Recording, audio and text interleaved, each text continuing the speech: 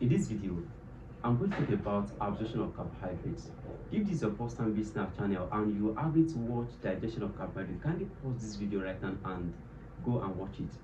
Now, in this video, I'll be talking about the absorption of carbohydrate, that is the mechanism in which the carbohydrate is being absorbed in the intestine.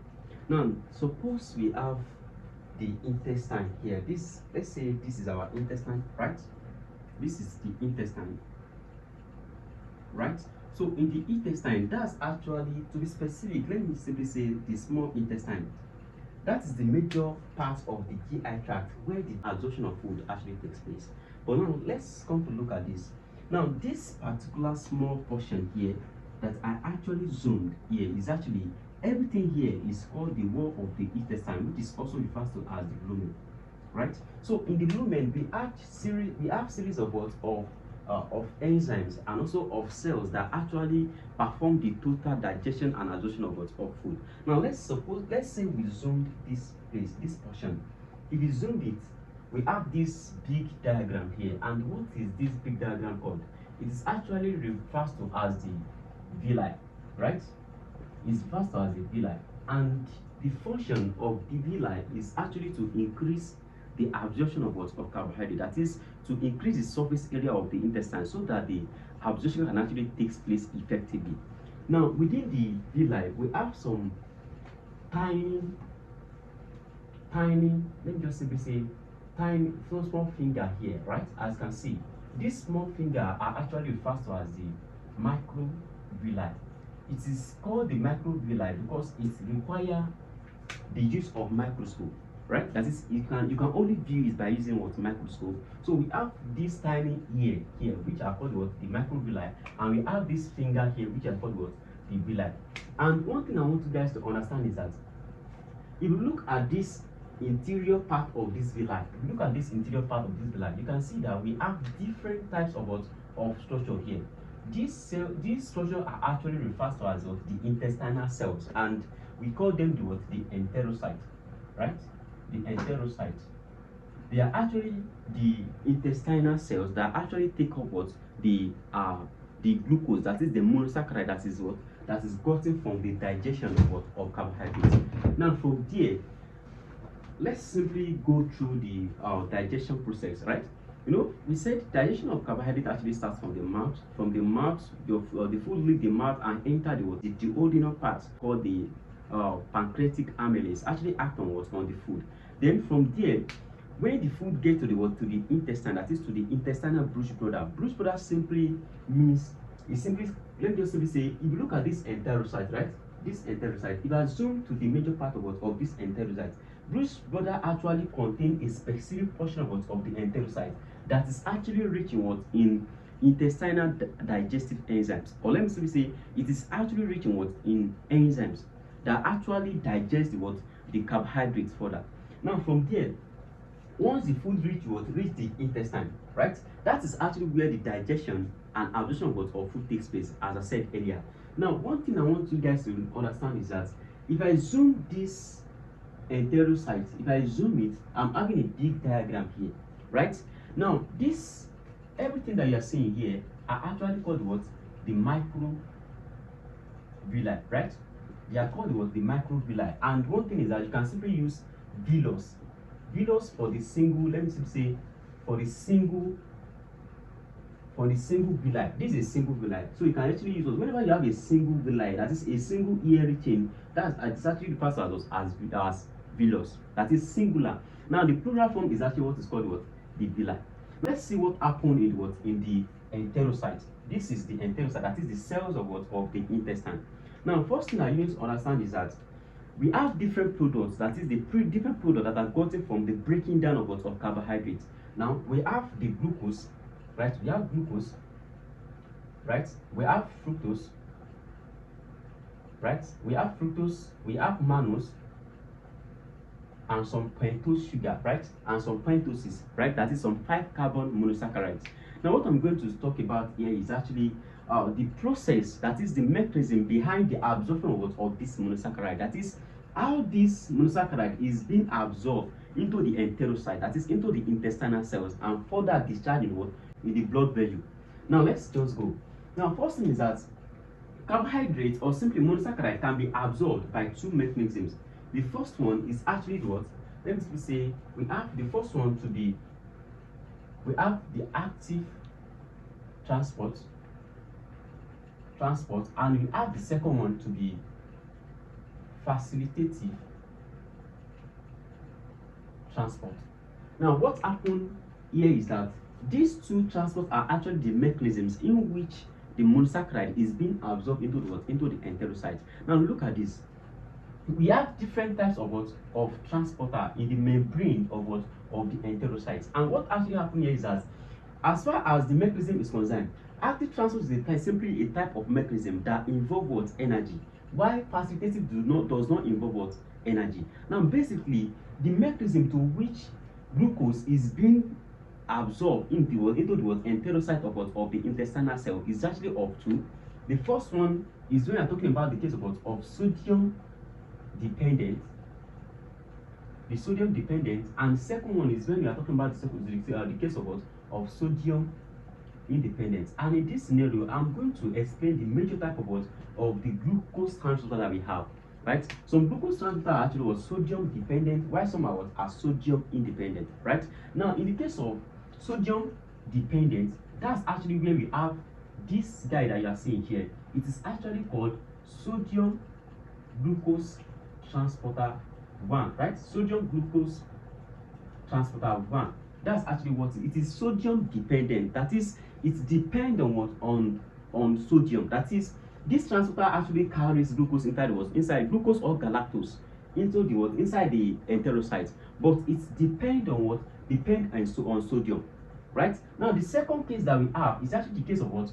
Of glucose transporter 5.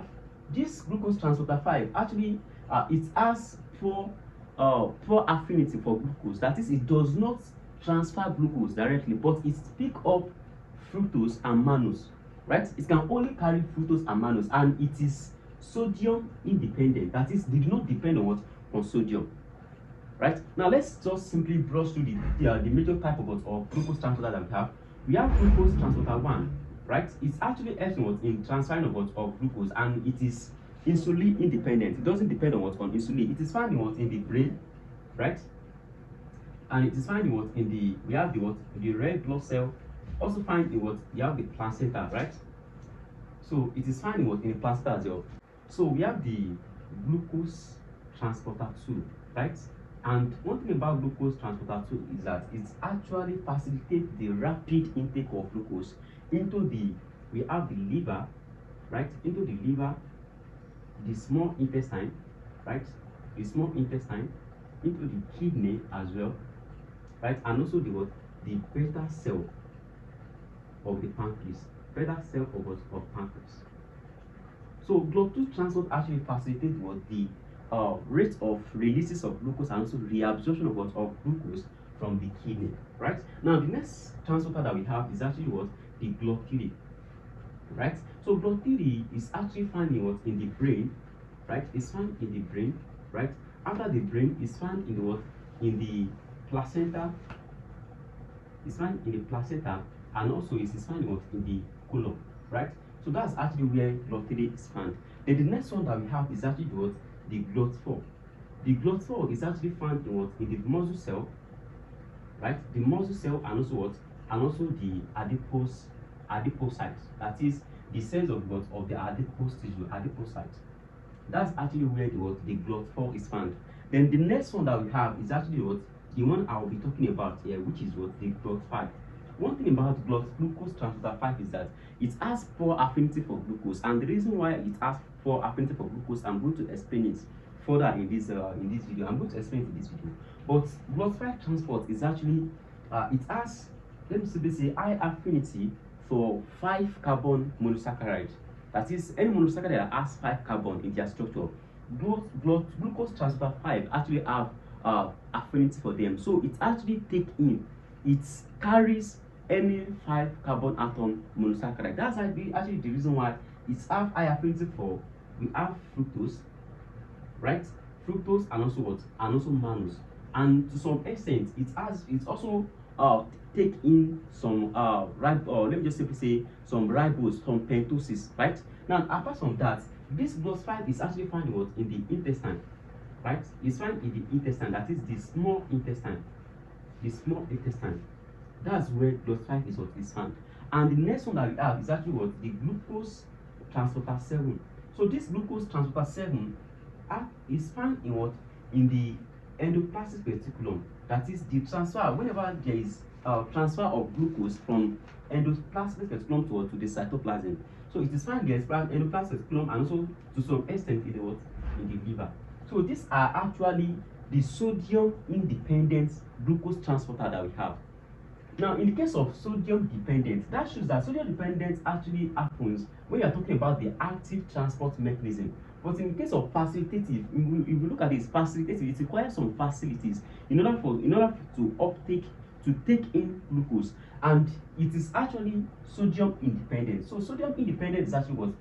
Facilitative mechanism, because it makes use of glucose transporter and did not depend on what? On sodium. Right? So now let's simply move to the this glucose transporter 5 that's found here, the sodium glucose transporter 1 that we have, and some other mechanisms here. Now, one thing I want you guys to understand here is that once your body actually digests all the carbohydrates, all the complex carbohydrates into the simpler one, what will happen is that you're going to have different monosaccharides, right? You're going to have high amount of monosaccharide in the lumen, that is in the more of the intestine, that must be absorbed by the what? By the enterocyte. That must enter the enterocyte so that it can be released in the blood vessel. And as far as this diagram is concerned, these are the enterocytes. Now, in the middle part of this diagram, that's actually where you have the blood vessel. That shows that once there is intake of monosaccharide here, once there is intake of monosaccharide here, there will be release of monosaccharide into the blood vessel. And look at this, it's going to transport them into either to the kidney or to the liver, right? Or to some other part of the body that actually need glucose for their activity. Now let's just simply move to GLUT5. But before I actually talk about GLUT5, I would like to talk about the passive transport of monosaccharide. Now, one thing is that whenever we are talking about passive transport of monosaccharide, let's say we have high amount of glucose, fructose, or glucose here, right? Let's say we have galactose as well. All this monosaccharide can actually enter the enterocyte, that is the cytoplasm of the enterocyte. They can actually enter passively. That is, they can transfer, they can enter, they can diffuse inside the enterocyte passively because of their concentration gradient. That is, whenever we have high concentration gradients here and we have low concentration gradients here, that shows that the monosaccharide can actually enter the enterocyte freely because of their concentration outside the enterocyte, or simply in the lumen. Right? Now, from there, after the passive diversion of monosaccharide, now the next one that we have is actually the GLUT5. And if you look at this GLUT5, this is actually how it works. Look at this, I'm zooming it here, right? This is the membrane, it is the membrane of the enterocyte, right? And this is actually what you are seeing here. Now, what you are seeing here is actually the carrier, right?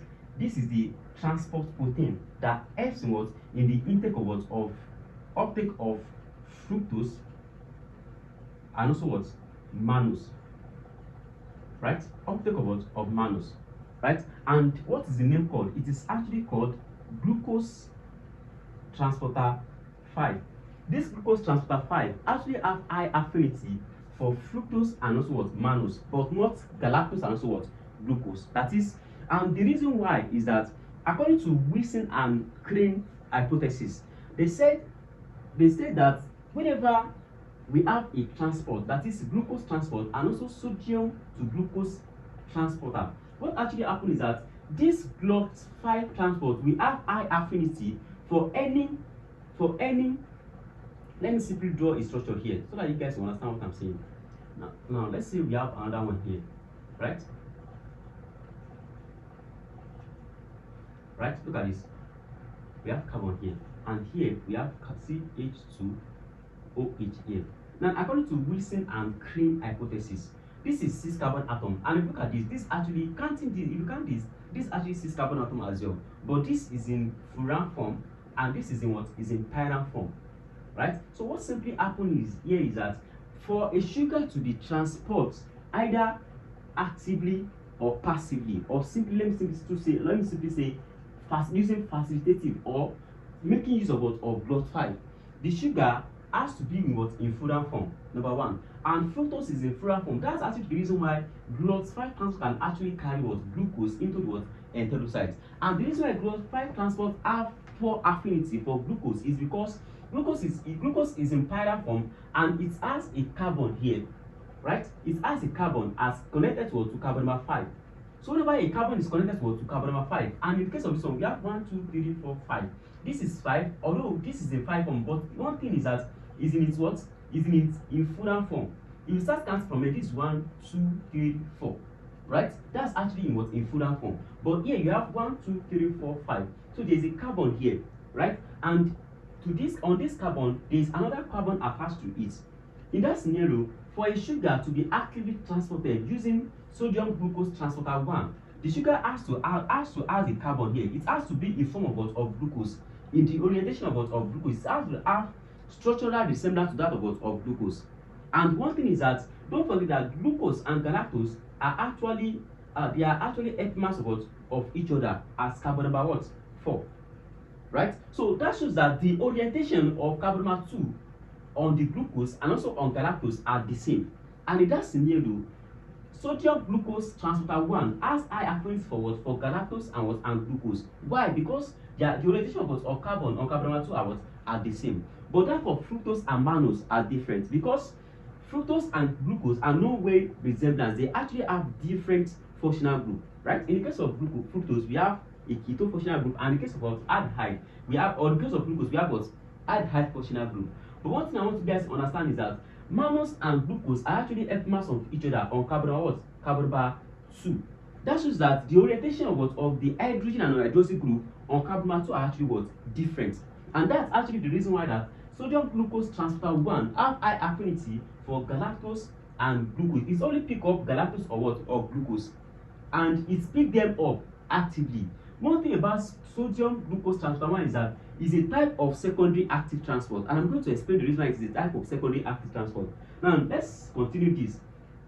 So what happens is that the fructose and mannose can easily diffuse into the enterocytes using blood-5 transport. And one thing about blood-5 transport is actually it is actually bidirectional. That is, it can actually move in and out depending on the concentration gradient.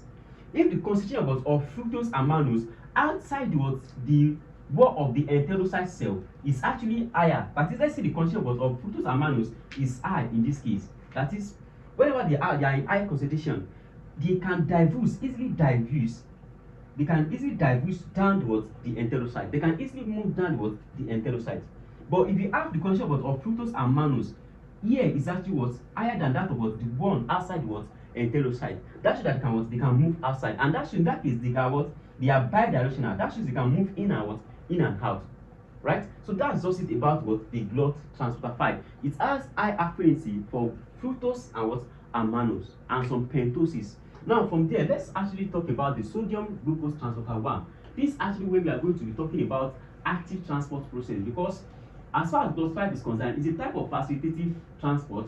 And one thing about facilitative is that they are different from active transport because energy is not involved. But the similarity between active transport and facilitative is that both of them involve carrier protein. That is, their mechanism makes of carrier protein, and carrier protein are actually integral protein that are found in the let me simply say phospholipid bilayer. Right? So this is integral protein. It can either be carrier protein or simply a pump. Now let's move further to this side. Now this is sodium glucose transporter 1.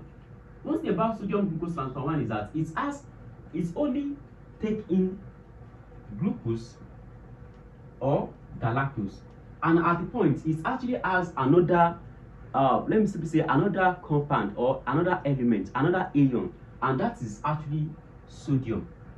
So sodium glucose transporter 1 is actually a sodium dependent glucose transporter, right? And one thing about it is that it doesn't make use of energy directly.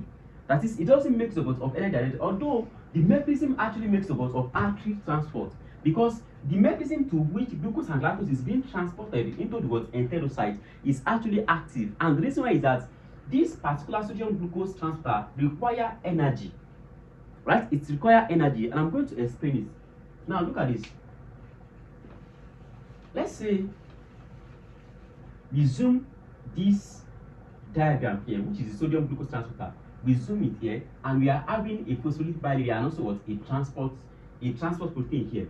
Now in this case, we are going to have glucose, right? We are going to have glucose here. We are going to have glucose here, right? And at the same time, we are going to have galactose, right? We are going to have galactose, right? And we are going to have, let me see, sodium ion here. Now, what happened? You're going to see what happened in a minute. If you look at this transport protein very well, we have a hole here, right? A space here, and also a space here. This single space here can only give room to either glucose or galactose. Now, this single space that you're seeing here actually gives room for what? For sodium. But one thing that I want you guys to understand is that this sodium glucose transporter actually works against concentration gradients. That is, it works in opposite of the concentration gradient. That shows that whenever this sodium glucose transporter one is functioning, like this, whenever it's performing its function, that shows that we have limited glucose and galactose in the lumen, right? You have limited glucose and galactose in the lumen, but there is high concentration of glucose and galactose, right? Glucose and galactose inside the cytoplasm of the enterocyte, but outside the cytoplasm, outside the cell, you have limited. And in that case, whenever you have high amount of glucose and galactose inside the cytoplasm of the cell, and you have low amount of glucose and galactose outside, that shows that you are transporting the glucose and galactose against the constituent gradient. That is, you are actually bringing or picking up glucose and galactose down this side. And imagine, let's say you want to climb a mountain, right? You want to climb a mountain. Climbing a mountain, it will take a high amount of energy in order for you to climb that mountain. And what that means is that you are actually working against your energy. That is, by the time you walk that mountain, you will have utilized all the energy that you have. And in that scenario, that's actually the reason why sodium glucose transporter 1 actually require energy in order to pick up this glucose and galactose, right? And to transport them down against the constituent gradient inside the cytoplasm of the enterocyte. Now, basically, what I'm going to be talking about here is actually how the energy that is involved in the transport of glucose and galactose against the constituent gradient, how the energy is being generated. Now, look at this. There is actually another pump that we have here, right? This pump is actually called the sodium ion to potassium ion pump, right? It's a type of active transporter. It's actually the one that is pumping sodium out and is pumping potassium in. So it is actually the one that makes a lot of ATP, right? So in that case, this pump actually pump out 3 sodium ion, right? It pump out 3 sodium ion out of the cytoplasm of the cell, right? And in order to actually, let me just say, balance it, it's pumping 2 potassium ion, right? It's pumping 2 potassium ion, and in the presence, ATP is what is involved. That is, adenosine triphosphate is what is involved. It's hydrolyzed into ADP and also inorganic phosphate. Now, one thing I want you guys to understand is that as far as the structure of ATP is concerned, we have adenosine connected to 3-phosphate, right? Now, the energy is actually embedded in the bond of this phosphate ion, of this phosphate that you are seeing here. The bond that connected the phosphate to the adenosine residue, actually the energy is embedded in the bond. That's actually the reason why whenever ATP is being hydrolyzed, energy is released. Whenever a phosphate is being hydrolyzed in the structure of ATP, energy will be released. So in that case, energy that is released from this particular mechanism that occur here is actually the one that facilitates the transport of glucose and galactose inside the cytoplasm of the enterocyte.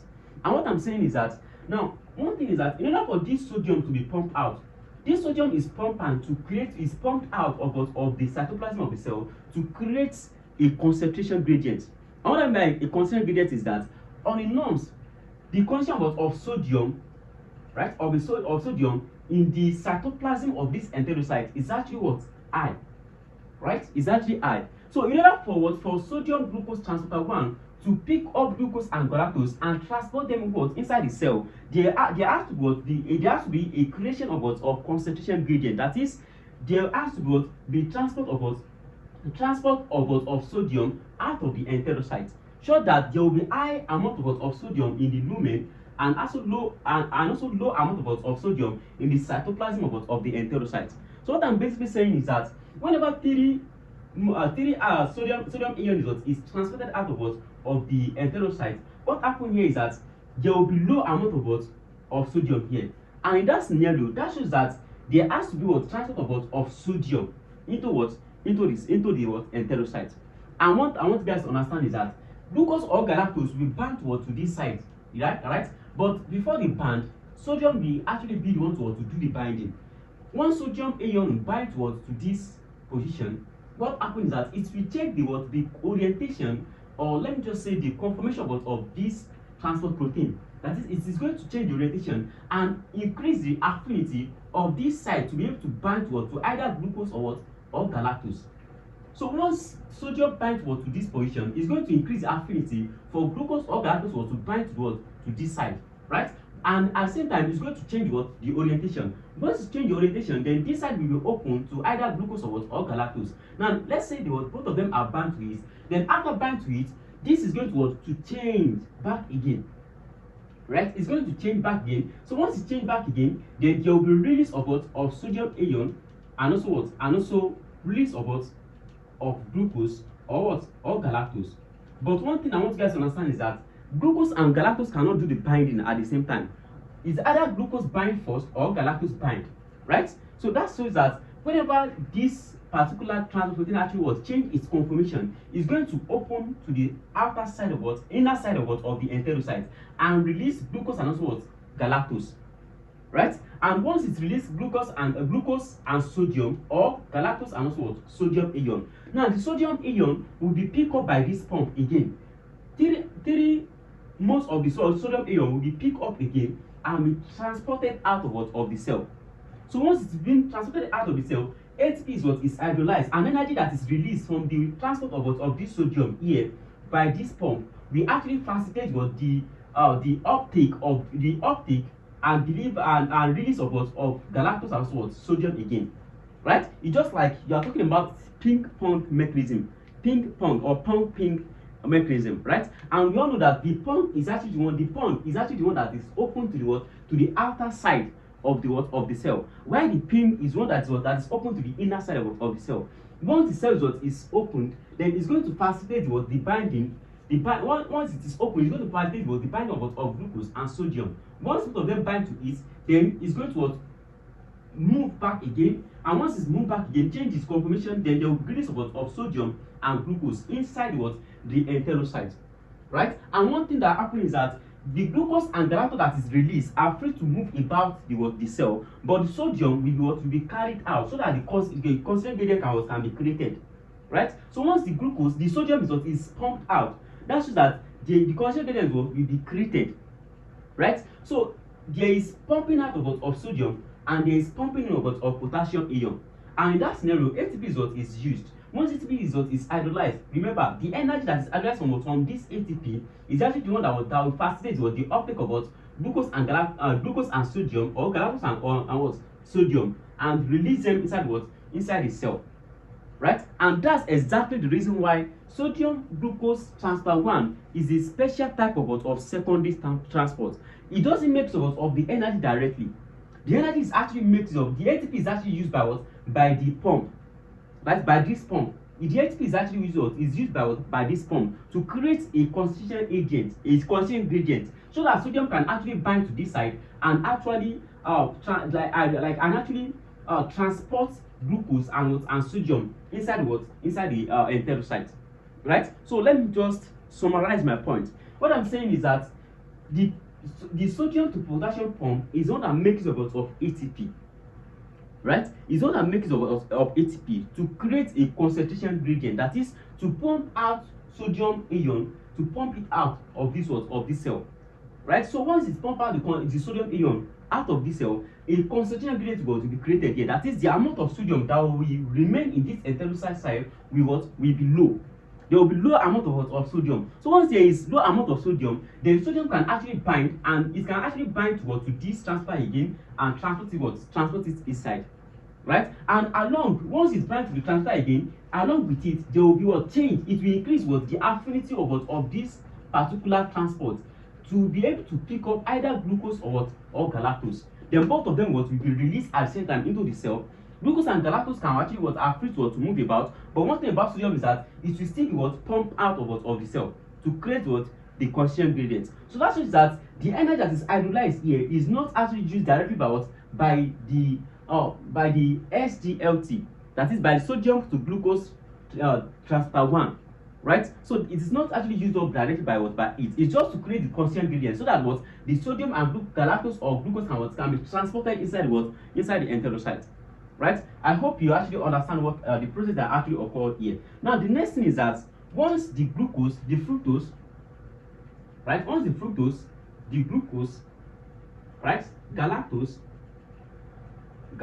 and also mannose, once they are actually transported into the enterocyte, right? Now, the next thing that happens is that a particular transporter is here, and it is called the glucose transporter 2. Right? So this glucose transporter 2 is actually, let me just say, it's a bidirectional transporter. That is, it transports glucose in and out of the cell. And what it actually means that depending on the concentration gradient, right? Glucose transport can actually bring in glucose or bring out pump out glucose. And what I'm saying is that since you are going to have high amount of fructose, glucose, galactose, and also mannose in the enterocyte, that shows that it can actually be transported inside the blood vessel that you are seeing here, right? The glucose and mannose can be transported inside the blood vessel that you are seeing here, and by the special transport that is called the glucose transporter 2, right? So what I need to talk about at the same time is that you see this glucose, it can be in its L form or D form, right? The D form of glucose is actually the one that is transported actively, but the L form, it can actually diffuse into the cell of the let me say, it can actually diffuse and pass through the cell membrane of the enterocyte, right? It can actually pass through the membrane of the enterocyte passively, right? And the D form is actually the one that is transported actively, and it is transported actively if the concentration of the D glucose and D galactose outside the enterocyte is actually low.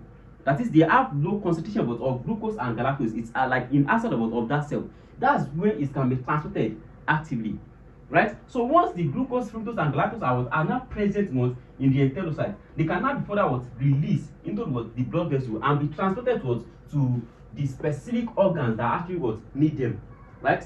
For either energy generation or for either storage in the liver, right?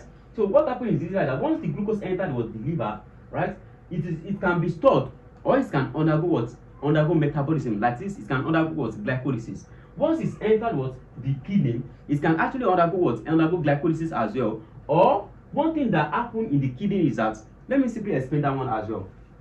You see, in the kidney, there is always uptake and also release of glucose in the kidney.